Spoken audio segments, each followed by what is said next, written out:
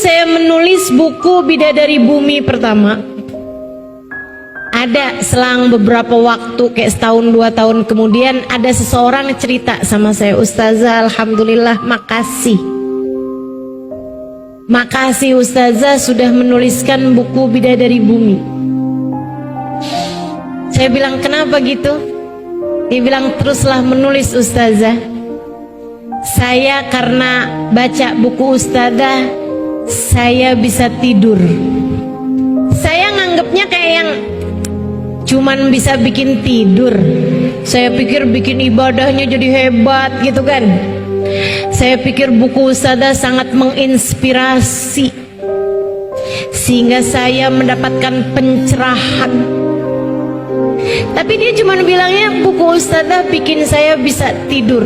Saya bilang, "Oh Ustazah jangan salah, saya nggak bisa tidur 15 tahun lamanya." Saya bilang, "Kenapa gitu?" Dia pun mulai bercerita.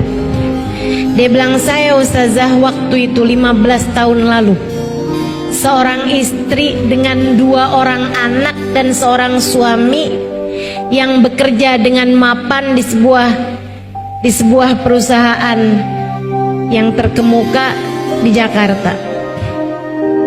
Dia bilang, "Kami udah punya rumah di sebuah komplek, mapan lah secara duniawi, anak 2 lucu-lucu, yang 1 masih merangkang." Dia bilang, "Satu malam saya ada diundang pesta sama salah satu kawan saya. Saya bilang sama suami saya malam ini mau pergi pesta." Suami saya kayak keberatan gitu. Saya bilang, "Kamu jangan egois jadi orang. Kadang-kadang kamu kalau mau pergi sama teman-teman kamu saya izinin, kenapa giliran saya yang mau jalan kamu malah nggak bolehin gitu. Pokoknya saya mau pergi. Jangan gitu jadi orang egois begitu, nggak boleh."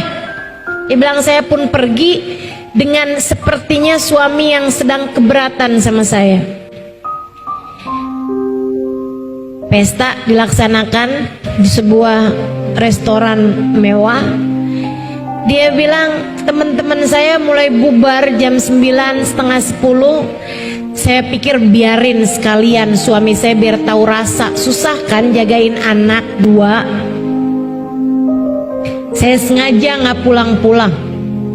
Sampai di atas jam 10, setengah 11-an baru saya setir mobil pulang ke rumah.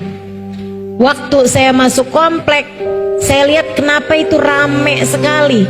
Ada mobil pemadam kebakaran berjejer-jejer. Saya panik. Saya pikir siapa yang rumahnya kebakaran, dan saya pingsan ketika saya menemukan ternyata yang kebakaran, hangus, kebakar semuanya adalah rumah kami. Saya pingsan, bangun-bangun saya di rumah sakit. Ketika saya sadarkan diri, saya berharap agar saya pingsan kembali tanpa pernah terbangun lagi. Ketika saya diberitahu bahwa suami saya meninggal dunia di kebakaran tersebut, anak saya yang pertama meninggal dunia, yang tersisa adalah anak saya yang merangkak dengan keadaan kulit yang sudah terbakar dengan luka bakar yang sampai membuat dia hidup dalam keadaan tidak normal. Ada kerusakan di jantung dan lain sebagainya. Dia bilang, sejak hari itu saya tak henti mengutuki diri. Saya selalu merasa bersalah, dihantui perasaan-perasaan yang tidak menyenangkan bertahun-tahun lamanya. Kami akhirnya memutuskan untuk pindah, saya dengan anak saya, di sebuah apartemen. Saya tidak bergaul dengan orang-orang. Dia bilang, anak saya sekarang Ustazah udah di usia 15-an tahun. Dia cantik sebenarnya, tapi memang kulitnya banyak kena luka-luka bakar itu. Dan juga anak saya tidak pasti apa yang dimaksudkan dengan tidak normal ya. Mungkin kayak bagian dalamnya atau apa. Tapi dia bilang secara kecerdasan anak saya ini Ustazah bahkan di atas rata-rata orang pada umumnya. Tapi saya malu dengan keadaan anak saya, sehingga akhirnya tiap kali saya melihatnya saya merasa bersalah atas kejadian 15 tahun yang silam. Karenanya saya jadi benci dengan anak saya sendiri. Saya tidak bolehkan anak saya ketemu semua orang. Dia sekolah homeschooling, gak punya temen, temennya di dunia maya saja. Dia bilang saya nggak bolehin dia ketemu sama siapapun. Saya nggak suka melihat dia dihina orang. Dan setiap saat itu terjadi, orang melihat anak saya dengan rasa kesian, saya kembali mengutuki diri sendiri. Saya setiap hari bekerja dan saya benci dengan musim liburan, sebab akan membuat saya tidak sibuk, tidak menyibukkan pikiran dengan pekerjaan, dan membuat saya harus sering-sering melihat anak saya tersebut. Bilang anak saya sering WhatsApp saya, sering kirim SMS waktu itu ya. Dia bilang, mama jangan lupa makan. Mama udah makan hari ini. Anak saya baik sekali Ustazah, tapi saya tak henti-henti membencinya. Dia bilang sampai satu hari, beberapa hari yang lalu, saya pulang seperti biasa. Ustazah jangan salah, dia bilang, saya sholat nggak pernah tinggal. Ustazah jangan salah, saya pergi haji, saya pergi umroh, saya pergi majelis taklim, dan saya juga jadi pasien psikolog juga, jadi klien psikolog. Saya juga pasien psikiater. Saya datang ke berbagai macam seminar, saya datang kepada orang-orang yang saya pikir bisa meringankan beban hati saya. Dia bilang tapi itu semuanya tidak ada, atau belum, tepatnya belum ada yang berhasil buat saya. Dia bilang sampai satu hari saya pulang di larut malam, bis kerja sengaja, tar deh tunggu biar nggak macet.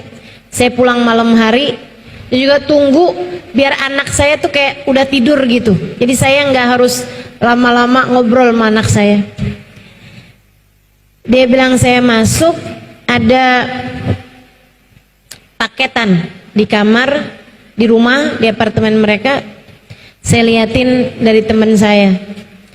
Saya biarin aja. Saya buka, isinya buku Bidadari Bumi, Halimah Lidrus. Siapa nih, nggak terkenal. Dia bilang saya pun pergi nemuin anak saya, secium keningnya, kayaknya dia udah tidur atau nggak tidur, saya nggak tahu. Dia bilang habis itu saya keluar, saya cari makanan, saya makan sedikit dari kulkas, kemudian saya pergi mandi, saya sholat isya. Habis itu saya buka televisi, nggak ada yang menarik. Saya buka bacaan-bacaan apaan, nggak ada yang menarik. Saya kemudian keingetan, buku yang tadi apa tuh? Saya pun mulai membacanya. Dia bilang halaman 1, 2, 3, sampai dicerita wanita di bis. Mungkin kalau teman-teman pernah baca buku Bidadari Bumi, tahu cerita tersebut. Saya menceritakan tentang seorang perempuan yang naik bis barengan sama saya. Kami hanya berdua, jadi saya ketinggalan bis. Akhirnya saya waktu itu ada tugas ngajar di Darul Faqih, memberi kajian daurah buat ibu-ibu di Daruzaro di Tarim, Hadramaut, Yaman. Saya ketinggalan bis karena saya mau nyelamatin jemuran saya dulu. Akhirnya saya ke sana, bisnya udah jalan. Saya telepon Darul Mustafa, minta dikirimin kendaraan. Yang datang bis yang tadi isinya 60 orang, saya sendirian naik di bis tersebut. Kan udah kosong, udah pada berangkat semua. Di tengah jalan ada perempuan berhentiin mobil, berhentiin bis tersebut, dia pun masuk. Seneng banget saya, ada temennya. Saya pun menyapa beliau. Saya bilang assalamualaikum warahmatullahi wabarakatuh. Hababa.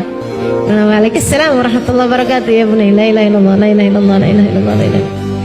Saya sebenarnya kepengen ngajakin ngobrol tapi lisannya sibuk berzikir la ilaha illallah, la ilaha illallah, la ilaha illallah, la ilaha illallah. Jadi saya nggak mau ganggu. Dia duduk di bangku depan deketnya pintu itu. Saya duduk di belakangnya.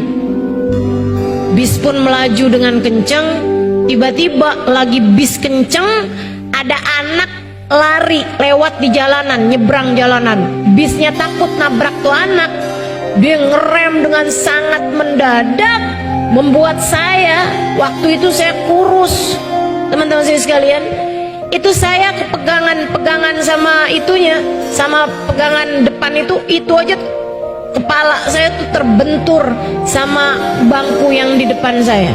Sementara si ibu dua di depan saya itu, seorang ibu yang ada di dua baris depan saya terjungkal, teman-teman saya sekalian, terjungkal, kepalanya terbanting, kemudian dia jatuh di tangganya bis tersebut itu.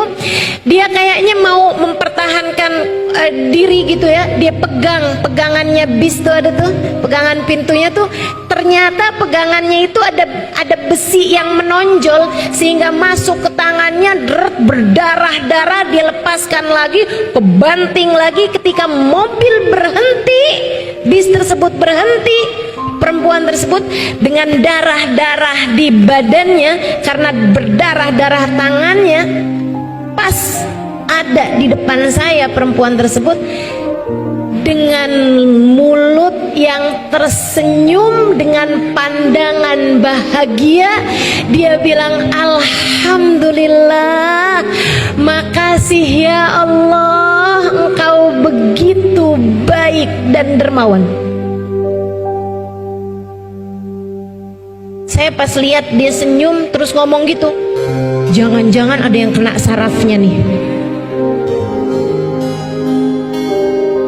Ada orang kesakitan kayak begitu, mestinya badannya pasti ngilu-ngilu, sakit-sakit, bentur-bentur berkali-kali, teman-teman. Dan dia senyum lebar dengan dia bilang, alhamdulillah, makasih ya Allah, makasih ya Allah, engkau begitu baik pada hambamu. Saya tanya dia, kayak halak Hubaba, bagaimana kabarmu Hubaba? Dan dia bilang, alhamdulillah, alhamdulillah, alhamdulillah, Rabbuna Karim, Allah Tuhan kita baik banget ya nak ya. Saya heran, dia nggak bilang ya udah sabar ya nak, nggak apa-apa kok misalnya gitu, enggak. Dia bilang, alhamdulillah, Rabbuna Karim, Tuhan kita baik banget ya nak ya. Saya bilang, baik gimana menurutmu? Dia bilang, nak, kamu nggak pernah baca hadisnya Nabi, innallaha idza ahabba abdan ibtalah. Allah apabila cinta kepada seorang hamba, Allah menguji hamba tersebut, dibuat sakit hamba tersebut, dibuat susah hamba tersebut, karena Allah sangat mencintainya. Kita barusan dicinta sama Allah, makanya Allah ngasih kita sakit kayak gitu tadi. Alhamdulillah, makasih ya Allah, makasih ya Allah, makasih ya Allah. Saya hari itu turun dari bis, saya ngajar, habis selesai saya pulang, saya makan, saya hadir roha, malam sholat jamaah dan sebagainya, sampai malam, sampai besok pagi saya nggak bisa tidur. Saya malu, saya menangis panjang malam, malu kepada Allah Subhanahu wa ta'ala. Ya Allah, ada hamba-hambamu di atas muka bumi ini yang mengerti mensyukuri sakit sebagaimana orang lain mensyukuri sehat. Ada hamba-hambamu di atas muka bumi ini yang ketika diberi ujian berupa kesulitan, mereka menikmatinya selayak orang lain menikmati kemudahan. Di atas muka bumi ini ada hamba-hambamu yang mengerti berterima kasih atas hal tidak menyenangkan dalam hidup mereka. Sementara saya Bukannya berterima kasih atas kenikmatan yang Allah berikan, kerjaan saya justru berkeluh kesah. Setiap ujian sekecil apapun datang menghampiri hidup saya. Saya tuliskan kisah itu di buku Bidadari Bumi Pertama. Dia bilang ketika saya sampai di cerita itu, Ustazah, air mata saya tak berhenti mengalir. Dan itu adalah kali pertama dalam 15 tahun saya menangis. Sebelum-sebelumnya saya rasa air mata saya kering, hati saya begitu hampa. Saya selalu menyalahkan Allah Subhanahu wa Ta'ala atas ujian 15 tahun lalu yang datang dalam kehidupan saya. Saya tak berhenti-henti menghujat Allah atas kisah 15 tahun yang lalu itu. Dan anak saya jadikan sebagai sarana saya untuk semakin menyalah-nyalahkan Allah atas buruknya takdir yang Dia pilihkan untuk saya. Saya menangis jadi-jadinya. Kemudian untuk kali pertama dalam hidup saya memutuskan untuk berwudu, mandi kembali. Kemudian saya melakukan satu hal yang tak pernah saya sangka akan saya kerjakan seumur hidup saya, Ustazah. Saya sujud syukur. Sesuatu yang tak pernah saya pikirkan akan saya lakukan seumur hidup saya. Saya sujud syukur. Saya sampaikan kepada Allah, ya Allah, terima kasih masih Engkau sisakan iman dalam hati saya. Terima kasih ya Allah, masih Engkau sisakan anak untuk saya. Terima kasih ya Allah, masih Engkau biarkan saya sholat menghadap kepadamu. Meski seburuk ini pemikiran saya tentangmu selama ini, ya Allah, terima kasih. Betapa tak pernah kurang-kurang sebenarnya Engkau memberikan kepada saya selama ini. Akan tetapi fokus saya tak pernah melihat kenikmatan demi kenikmatan yang Kau berikan pada saya. Karena saya hanya fokus kepada satu ujian berat yang datang 15 tahun yang lalu itu. Maafkan saya ya Allah, mata hati saya telah terbutakan olehnya. Sesudah saya sujud syukur, saya kemudian menghampiri kamar anak saya. Saya memeluknya.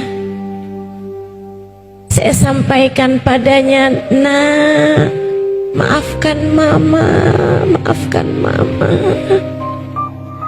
Maafkan mama selama ini telah meninggalkanmu. Maafkan mama, nak. Selama ini mama sayang padamu, tapi kamu hanya mama gunakan sebagai alat untuk semakin menghujat Allah dalam hidup mama atas buruknya takdir 15 tahun yang lalu. Maafkan mama ya nak. Betapa sebenarnya kamu adalah seorang anak yang selama ini sangat membahagiakan hati mama. Mama menganggapmu sebagai musibah, padahal sebenarnya kamu adalah karunia terindah yang Allah berikan dalam kehidupan mama. Maafkan mama sayang, maafkan mama." Saya pelukin dia dengan air mata yang terus membanjiri pipi saya. Anak saya balik menangis. Kemudian ia berkata, "Ya Allah, terima kasih. Akhirnya doaku Engkau ijabah juga ya Allah."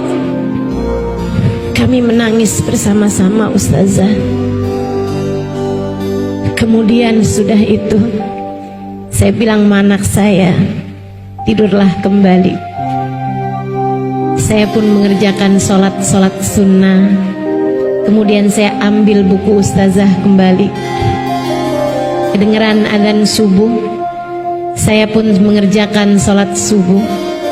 Sesudah itu saya lanjutkan kembali membaca buku ustazah.